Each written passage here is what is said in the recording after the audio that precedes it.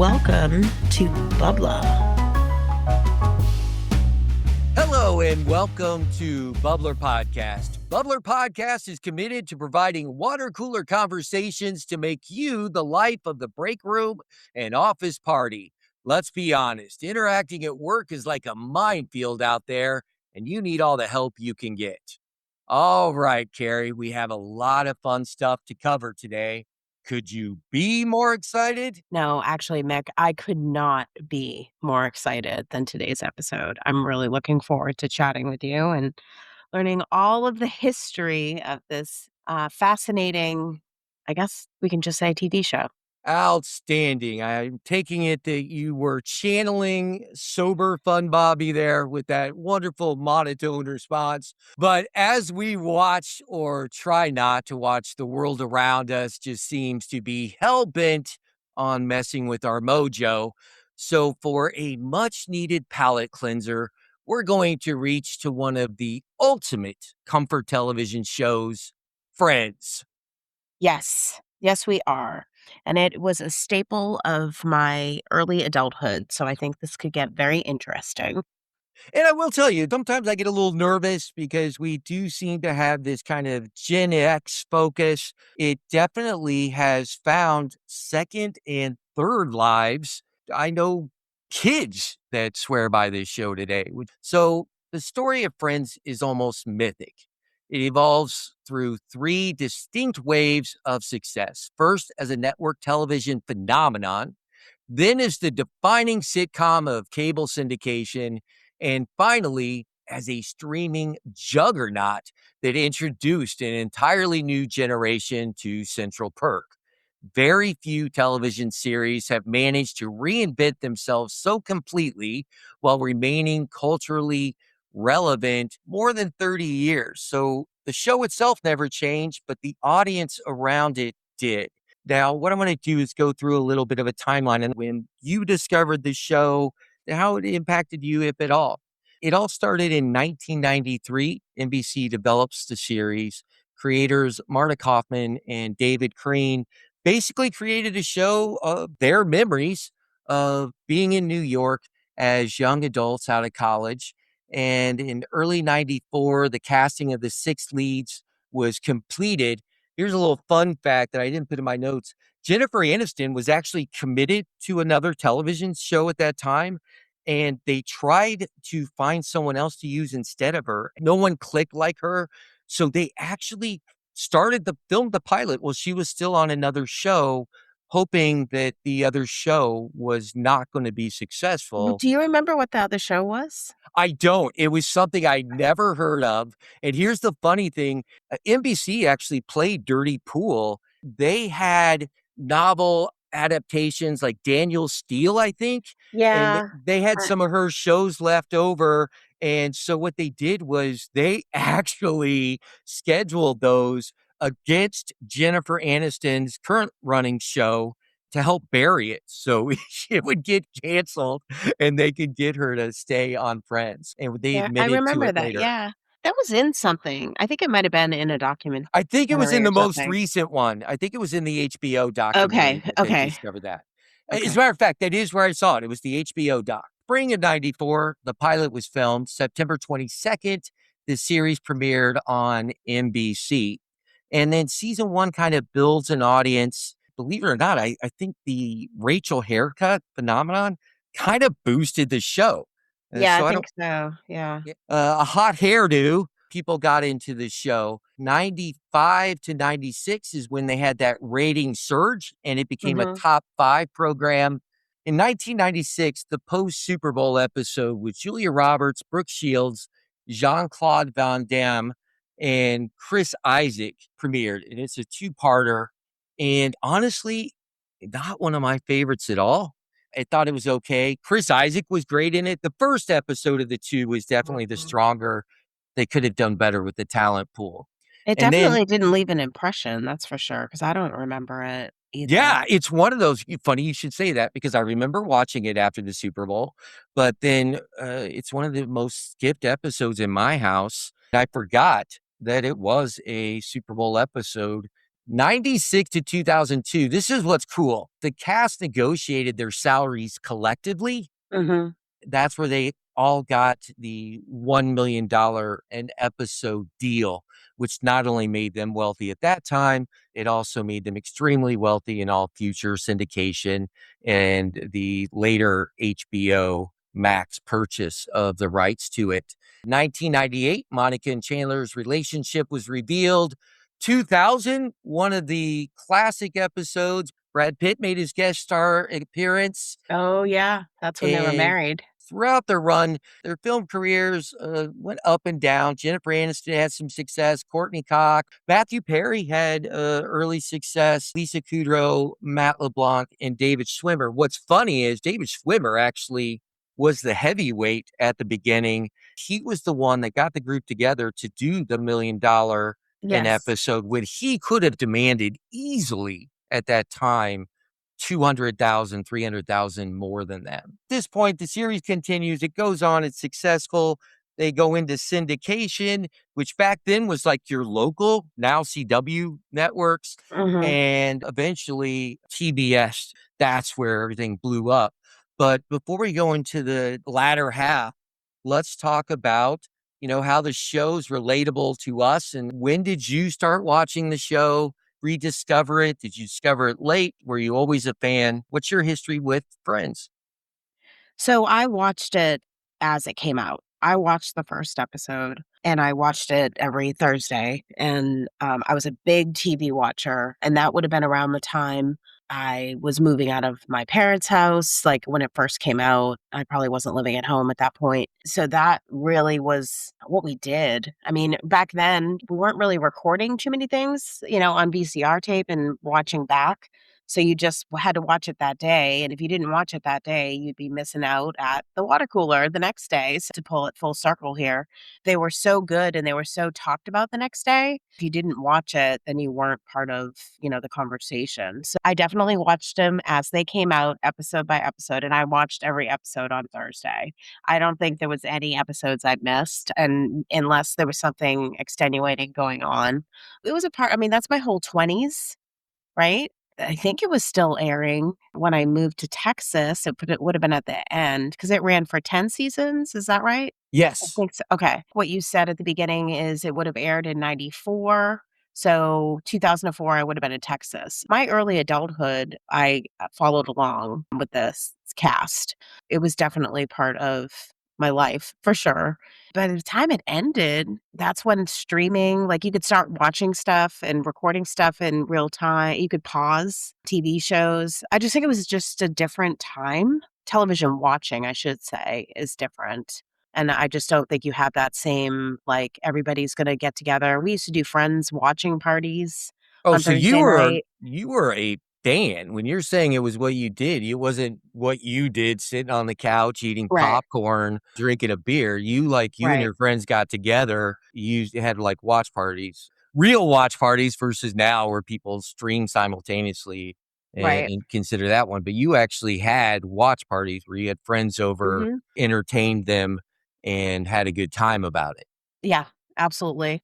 Yeah, we did. The episodes you mentioned, the Super Bowl episodes, but there was always the ones on Thanksgiving. You would get together and then everybody would watch Friends after dinner and stuff like that. So it was absolutely part of my weekly tradition. So if you're watching it real time in first run, was there a period of time where you didn't watch it, or were you also watching it in syndication? Did you get away from the show and ever rediscover it like some people did, or is it something that was always kind of in your steady television diet? No, I watched it till it ended, and then I would be honest, I've watched a couple of episodes here and there, but I don't watch it on rerun. Might be something I might like to watch from the beginning to the end again. Probably after, us having talked about it, I probably would watch it. I don't know, it's just one of those things where it was so ritual, and it was like we had to watch on Thursday because we had to see Friends, we needed to know what was happening, we lived it, we were in first run, and then when it ended, I didn't like the ending episode, I can tell you that from the get-go. I didn't Really? like the way it ended, and I was just kinda done with it. So just put it away. Like I said, I would have been in Texas. There would have been a lot of change, and I just haven't revisited it. I'll watch Wow. an episode here and there if it's ever on, but I don't go seek it out. Like, oh, I'm gonna go watch Friends tonight and go, go to sleep and thing. And I don't know anybody who watches Friends now either. Young. I don't know anyone who's watching it.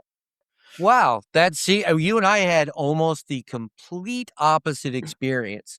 So for me, I believe I started noticing it around reruns. While it was first airing and first run, I would watch it maybe randomly.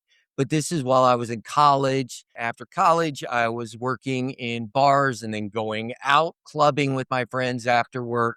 So my television consumption was very hit and miss. It was more like what's on at 2 in the morning. That's when Beavis and Butthead was breaking out, and we all would do our Beavis and Butthead impressions and Hank Hill. For me, it was really kind of hit and miss early on.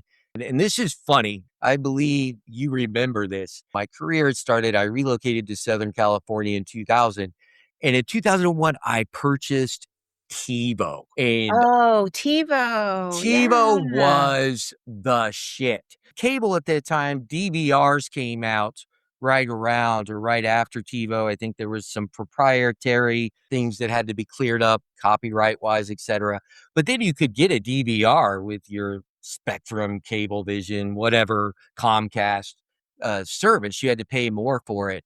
But TiVo, it was so cool. I could record it, we could watch it together. And the big thing back then that no one did yet was TiVo allowed you to fast forward through commercials. So then Right. I'm not as selective, right? I probably watched shows when I first got my TiVo more that I normally wouldn't even watch just to play with the TiVo.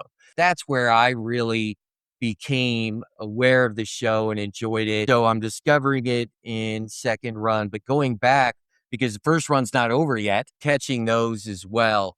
Complete opposite experience. It was never ceremonial. Over the years, it became more of a background show because Mhm. Mrs. Danzig became a raving fan of Mhm. Friends. Anyone ever stays in the guest room of our house, it's the girls' room, it's hers and Lola's.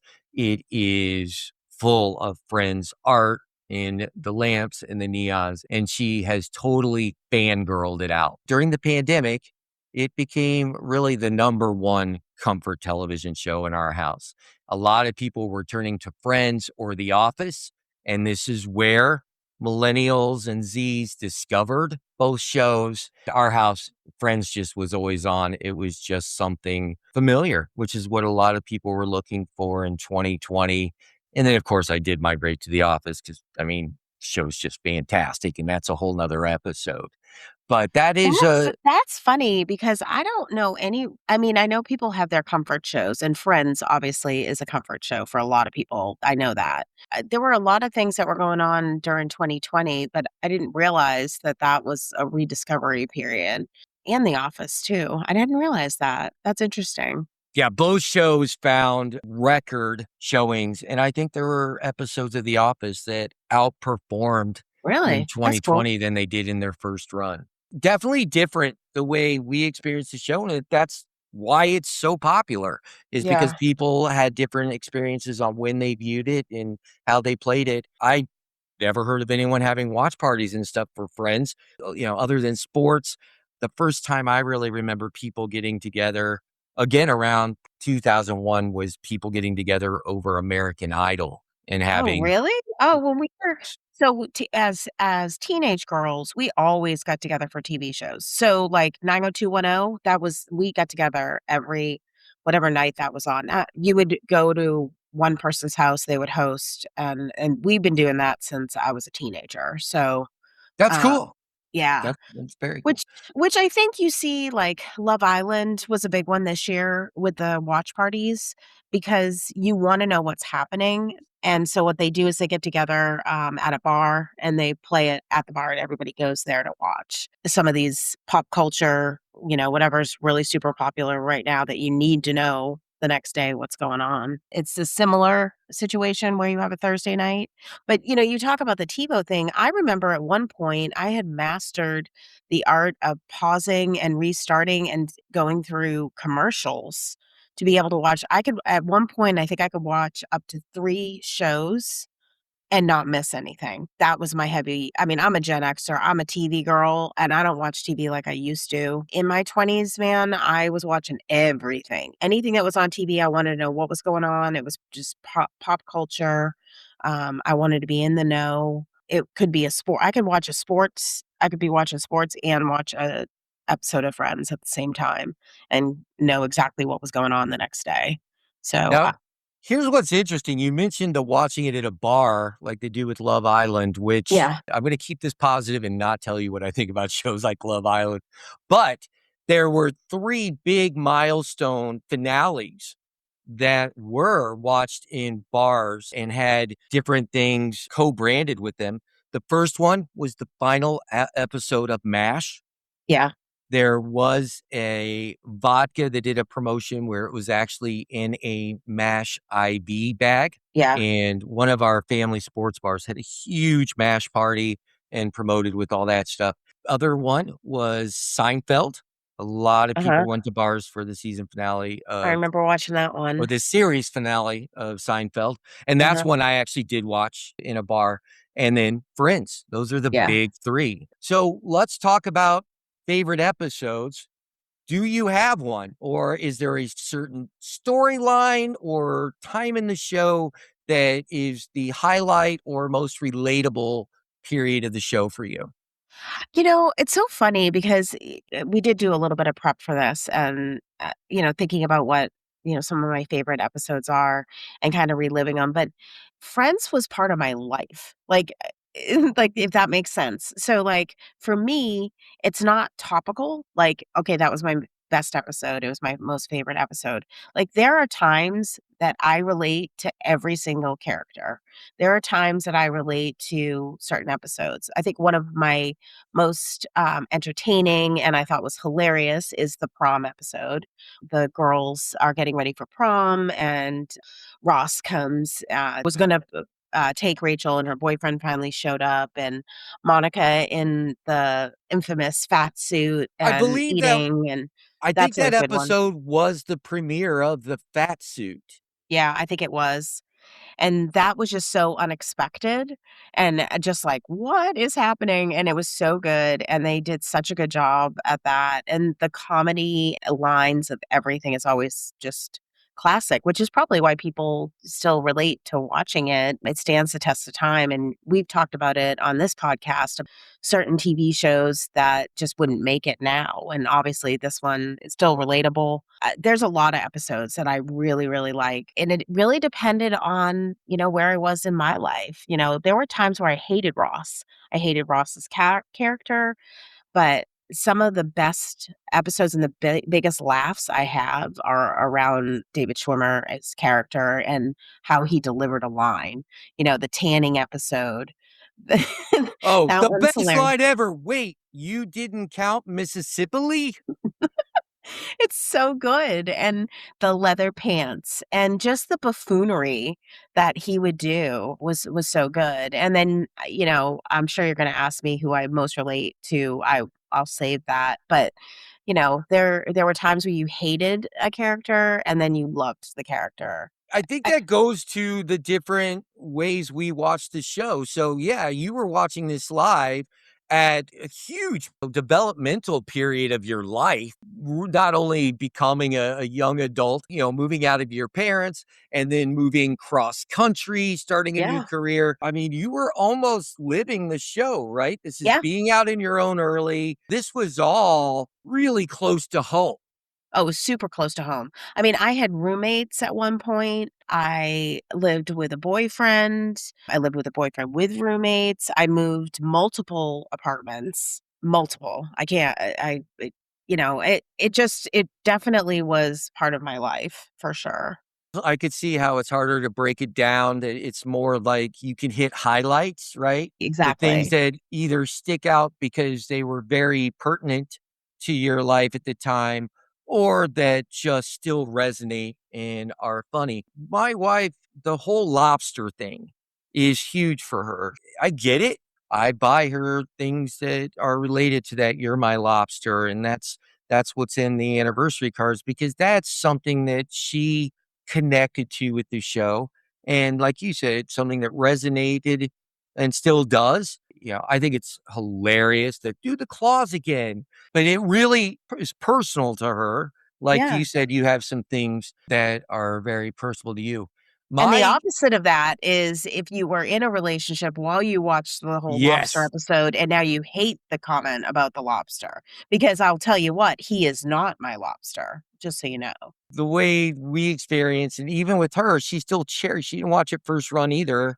She's still cherry picking from the collective show because none of it was relevant when it aired because she wasn't Yeah, even watching it. She wasn't growing up with the show like you did because for that many years, you grew up with I did. that show. My favorite episode, and it is funny because the Thanksgiving episodes, when I first watched it, weren't always my favorites. And now I love them. And I do, as listeners of HR After Hours know, I have traditions with television now. The whole month of October, I watch something Halloween related because I love Halloween. So every day, whether it's a Halloween episode of a show or a Halloween movie, Halloween or horror related, around the holidays, I like to do the same thing. So it starts at Thanksgiving. I watch all the Thanksgiving Friends. And of course, my wife loves this tradition. So they became a part of our tradition that way. Same thing with the Christmas and New Year's episodes. I didn't really think about this when I picked my favorite episode, but it is a Thanksgiving episode, the one where Ross got high. And there's so many reasons that I can relate to this. Part of it is in the title. This is the one that during Thanksgiving dinner, long buried family secrets come spilling out. Ross finally reveals that he blamed Chandler for getting high in college. And I can tell you right now, anytime my parents found alcohol or thought someone smelled like pot, it was never because of me, is what I told them. Blaming Chandler when he got caught with his room smelling like pot led to Jack and Judy disliking Chandler for years. And now Chandler's dating Monica. Once that comes out, they want it rectified. Meanwhile, Rachel attempts to make dessert, but she accidentally Oh, the combines the trifle. two The recipes. trifle. Yes, That's a good she one. actually created an infamous half trifle, half Yep. shepherd's pie, Yep. Meat and good. meat good, jam good. What's not to like? And this is what I think is when the writing just on fire. And this is season 6. Usually shows start kind of petering around season 6. The writing on this episode is just on point. Everything leads to, after a series of confessions, making one of the most beloved episodes. But then Judy's incredible speech. She deals with every single confession of what's going and he Yes. starts out, "All right, Joey," because Joey's in a hurry to go to the supermodel party. "All right, Joey, if you wanna leave, leave. Rachel, no. You weren't supposed to put beef in the trifle. It did not taste good. Phoebe, I'm sorry, but I think Jacques Cousteau is dead. And Monica, why you felt you had to hide the fact that you were in an important relationship is beyond me." And we kind of figured about the porch swing, Jack interjects. "Ross, drugs, divorced again. Okay. Chandler, you've been Ross's best friend all these years, stuck by during the drug problem, and now you've taken on Monica as well. Well, I don't know what to say. You're a wonderful human being." Oh, that Just was one of the good. best written speeches of all Yeah. time. I'd put it right up there. If you threw some F bombs in there, it would almost be Tarantino esque. Yeah. And I say that because I believe Quentin Tarantino writes the best dialogue. So we've talked about our faves. Tell me what you didn't like. Storylines, directions the show went, casting choices, guest stars. What in hindsight maybe has even a little ick factor to it, if anything? I don't know. I never was icked out for very long. I'm not a huge fan of the Rachel Ross storyline. I just don't I never liked them together for whatever reason. So I'm not a huge fan. I think I always wanted Rachel to be with Joey. You have got to be kidding me. Yeah, I did. I did. I there's just something about that relationship that just weirded me out. Like Ross would get my most laughs from. Chandler always had the one-liners. I relate probably the most to Chandler than any other character. So if I had to say like who's the what character I think I'm most like is probably Chandler. You know, a lot of times in the background with the best one-liners and just trying to deal with his life. And get his career or whatever. I really like him and I really liked him and Monica together. And that was something I didn't know I needed until, obviously later in the seasons because that was unexpected. Yeah. I always wanted Rachel to be with Joey. Phoebe, at times I couldn't stand Phoebe. And the whole Phoebe character is, from Lisa Kudrow was on Mad About You. And Yes. so that was a bleed-in storyline for the first couple of seasons. At least the first season, or 'cause Mad About You was still on. Yeah, and here's what's interesting. I typically do not like when characters play other versions of themselves interacting, like the split screen stuff like Parent Trap and things like that. I'm usually not a fan of that. And it's funny as I discovered Mad About You right around the same time as Friends. They were running parallel. They were coinciding with one another versus being in that order. I loved her characters. I loved Ursula in Mad Mhm. About You, and I loved the way they crossed her over. Yeah. And there's one specific episode where there's a cameo with the two female leads in Mad About You at the coffee house, and they assume that Phoebe is Ursula waiting in Oh, a yes, I second remember, place. yeah. And that interaction's hilarious. And the fact that they limited it, I think that's why I enjoyed it. Like when you first interact at work, they interact together. But when Ursula is making porn and Yeah. using Phoebe's name, Oh my god, that I forgot about that interaction at the episode. door between those two is phenomenal. And then again, after Phoebe finds out that their real mother is the character played by Jamie Garr, who, oh Oh, my yes. God, Jamie perfect Garr. casting Perfect of casting all there. time. I Yeah. think that is actually an underrated guest spot.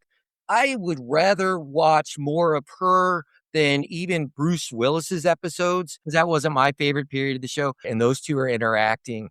Whoever cast her should get $1,000 bonus every month just for doing that.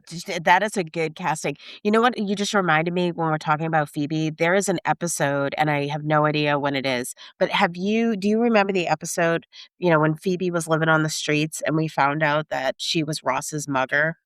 Yes. Oh my Yes. god. That is one of the Oh, funniest things his comic ever. his comic book Science Boy, Yes. when he's like, "No, I was mugged by a And man." it was her. And she It was does the her. voice and it Oh my god, it was so funny, but yeah. he gave her back, but she still kept it. Yeah, so it that all good writing. That's something about the show that I will always say. The writing was great. Here's where you just blew my mind with the least favorite storylines. I jotted down some notes for myself. First off, I'm sorry. I am a huge animal lover, as you know. Almost all my charity work and funding goes to animal charities. It's the entire reason I'm a vegetarian, just to do my part to decrease the demand for meat. With all that being said, I don't like animals in television shows, Mhm. and I hated the monkey Marcel in Friends. Oh, okay. Absolutely hated it. I don't know why. I don't know if I'm gonna find out later I was mauled by a chimpanzee as a toddler, and that's why literally, it's cringe for me. I just Really? anytime Marcel's on, I find something else to do. I just don't like those episodes. But my least favorite storyline is Joey and Rachel's romance. Oh my Uh god, that's so funny, I love that. and Oh, when I I did a loved little it so research, it did much. say this is probably the most disliked long running storyline. Fans generally felt Joey and Rachel worked better as friends, and the romance felt forced. and unnecessary for years of building Ross and Rachel. This is something that we didn't even touch upon because as I watch it as comfort television, where they leave there's so many cliffhangers at the end of seasons. You can't do that today. Very few shows can get away with asking you to wait 6 to 8 months until they're going to resolve whatever people just aren't wired that way anymore. They get pissed about it, generally non trusting because so many shows don't get renewed. You leave someone with the cliffhanger and then there's a chance that it may never get resolved. People get pretty pissed off about that. And that's what they did with the Ross and Rachel thing and how long they drug it out. It did become too much. Just as much as the Joey and Rachel thing, I hated Ross dating Elizabeth, his student. I just think Bruce Willis was wasted as Elizabeth's dad. I think there's so many different things they could have done with him. He could have just been a Rachel's love interest and not been related to the Elizabeth storyline, and that would have been way more palatable. And it was like this stretching out of the Ross and Rachel thing by adding these short-term relationships that were a waste because we all knew they weren't going to go anywhere. With me saying that, obviously you felt like there was something there with her and Joey and that it could lead to something. So Yeah, I just color like me them bet wrong. I don't know, I just like them better together. I just thought they were sweet together.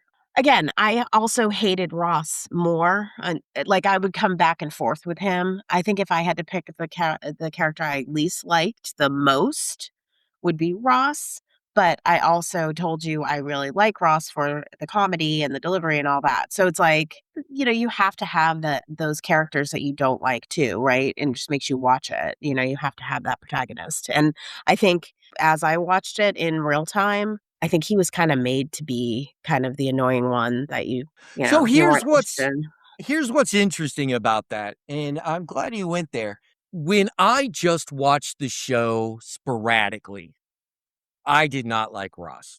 Mhm. When I watched the shows in chronological order, it completely changed my perception of every character because you got to see their character arc. Because Yes. to me, now remember, so I'm watching it towards the end is the first time I'm really discovering it, but I'm watching the old ones and the new ones at the same time. So I'm like, 1 minute Ross is cool, and then he's the dorkiest guy on the show. And I'm like, wait a minute, I thought Chandler was the dork. And I was like, why are they doing this to Ross? Like there's like 4 or 5 episodes straight where he is a complete doofus. It was just so odd. But when I watched him in order, I liked him so much more. The only show I can say changed as much for me by watching it in chronological order was watching Law and Order, the first 20 episodes from season one, episode one on, because it totally changed my perception of that show for the same reason, Oh, that's appreciating interesting. different Yeah. characters' arcs and because they would give you just little tidbits of their stories, but if you watch Yeah. in order, you could piece together who they were. And that's what I think Friends was about too, because again, what did we talk about? You related to the show because it was your adult developmental years. At the same time, we're watching these characters to think about Rachel being a runaway bride. And then the first love interest she has on the show we're watching is that Palo guy. Yeah. It was just terrible. That was the difference for me because at first I really didn't like Ross at all. Her Uh, hot assistant was a good character, though. Hated that guy. You and I agree I love on that guy. nothing. Oh I my love him. gosh. I hated that guy so much. Tag or Taz or Yes. whatever. Yeah, tag? Fucking Yeah. worst, dude. It was the worst. So, you know what that is, though? What that tells me is that I bought in to the Ross and Rachel thing from day one, and first Yeah. talking about her. So I bought into that, and that was my perception. They were the primary storyline for me. So that's why I liked the people I liked and disliked the ones I did, where you were not a fan of their storyline. And how you kept watching the show, not being a fan of that, I don't know because that was so much. Seriously, if I didn't like those 2, I would have been like, "Fuck this show, I'm Well, done." I liked the characters, I just didn't like them together, so I was just on the other side, like, you were waiting for them to get together, I was waiting for them to break up again, so it's still a great show to watch. I didn't have to, like them together either, you know? I would love to get you on a couch one day with a really good shrink. Pick that brain apart of yours. So let's go from 2004 onward. 2004, syndication becomes a massive success, especially on TBS, which is where I discovered the show. It was a top cable ratings bonanza for years. And then this is where, you weren't aware of that discovery by younger viewers. 2015, it started streaming on Netflix. So that's when the Netflix viewers discovered Friends. And then during the pandemic in 2020, it drove renewed streaming, being one of the top 2 comfort television shows. Warner Media moves the series to HBO Max after a major licensing investment. All of the cast, the lead actors, made over $10 million each on that alone. I think it was actually much higher. I'm going off just memory. And then May of 2021, this is how big that 2020 resurgence is. That resurgence during the pandemic led to Friends, the reunion Oh, that on makes sense. HBO Max in May Yeah. of 2021, which again got a lot of media coverage, a lot of people looking back and analyzing the show. They kicked around, they tried to get the cast to do an actual episode or a limited run, and they're like, no way, we're not touching it. So that was what they did. And I think it was the right call. I like what they did. Because if you remember, around the same time, some shows came back. You had Mad About You, which we just talked about. They thought it was going to be a blockbuster. It was not. Will and Grace made Yeah, a comeback. I like that one. That was good. Yeah, so there were a lot of shows that thought the resurgence in Friends would warrant reboots. And I don't know if any of them really lived up to what they wanted to do. Ultimately, the reason Friends has endured for so many years is because it was never just a show about 6 people living in New York. It was a show about finding your people, Yeah. navigating relationships. This is all feeling really right to you, Yeah. right? Yeah. Growing up and figuring life out together. Exactly. The chemistry of the cast, the unforgettable moments, the catchphrases, and the ability to make viewers feel like they were part of that Friends group allowed Friends to transcend generations. From its original run on NBC to late night reruns to cable syndication and eventually streaming, Friends has continued to find new audiences while remaining a comfort show for long-term fans.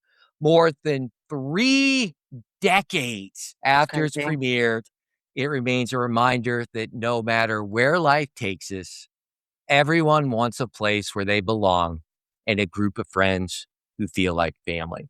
We are going to do some more. I'm going to have you on Quality Time with Mick. I did not anticipate the direction that our conversations went, but I do believe we have provided plenty of material for suitable for work conversations, and I look forward to our next discussion. I have had so much fun. It's always a great chat. So I will see you next time at the Bubbler. See you at the bubble. Bye.